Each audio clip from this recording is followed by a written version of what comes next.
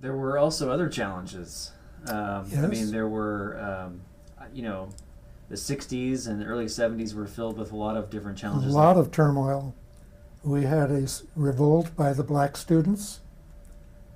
Um, I still remember one meeting when Tom Ford and I were trying to figure out how we would get through that incident. And the spokesperson for the black students, who later became quite a prominent political force, I remember him slamming his fist down on the table. He wanted to know why we weren't hiring black people. We hadn't, with one or two exceptions. Nobody on the faculty was black, and minorities were in a minority. Minority. And he said, in the language of the day, he said, "Show spade." Now, the language between the black students and the white, black was quite different. And it was okay for him to use the word spade. I knew better than to do that. Show spade. Well, but we only hire faculty in the fall. We can't just disrupt the whole institution.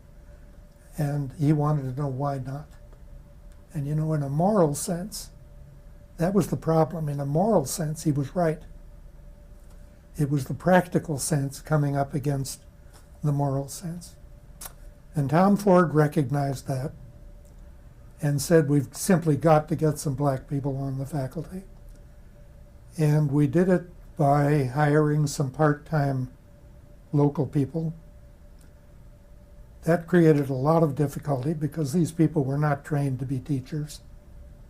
They were trained to be leaders in the black society, or emerged as such.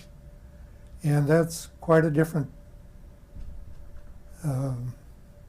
path than our academic people had gone through.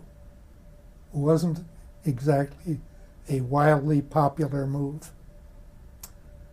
We had a faculty upset, not necessarily directed at that, but we had a faculty strike.